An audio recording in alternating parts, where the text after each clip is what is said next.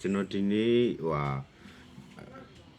C A minor D minor G ပေါ့နော် C A minor C ရဲ့ A minor ရဲ့ D minor ရဲ့ G ရဲ့အဲ့လေးခွက်တီးလို့ရှိရင်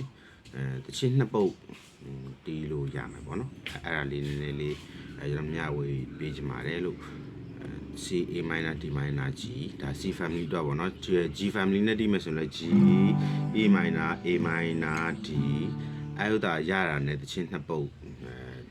တီးလို့ရမယ်ပေါ့နော်C family နဲ့ကျွန်တော်ရှင်းပြချင်ပါတယ်လို့လက်ခတ်ကလည်းလွယ်တယ်ပေါ့နော်လက်ခတ်က board chair out chair 1 2 3 4 no 1 board chair out chair C မှာ board chair out chair ပြီးရင် A minor မှာ board chair out chair ပြီးရင် D minor မှာ board chair out chair ပြီးရင် G မှာ board chair out chair အဲ့ဒါလေးပါပဲလို့နော်အဲ့ဒါကိုတပုတ်လုံးအဲ့ဒါပဲတည်တာเนาะအဲ့တပုတ်လုံးကို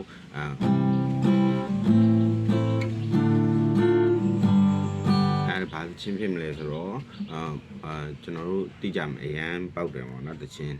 နှစ်ပုတ်ပေါ့နှစ်ပုတ်အဲ့ဟုတ်တာနဲ့ပဲတည်တာ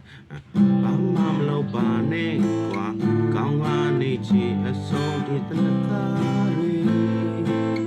လိမ့်ပြီးတော့နေပါချင်းရဲ့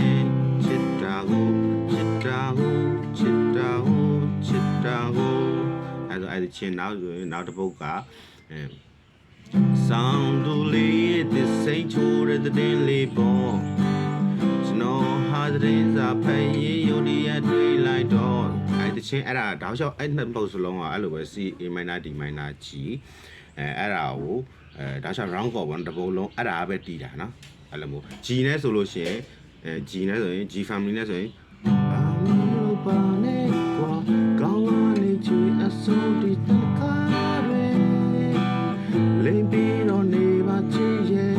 ချစ်တာကိုချစ်တာကိုချစ်တာကိုချစ်တာကိုနောက်ပါဆိုရင်ဆောင်းတူလေးရဲ့သစိတ်ချိုးတဲ့လေးပေါ်စနောဟာဒီစားပိုင်ရုံဒီအတွေ့လိုက်တော့အဲ့ဒါပါပဲလို့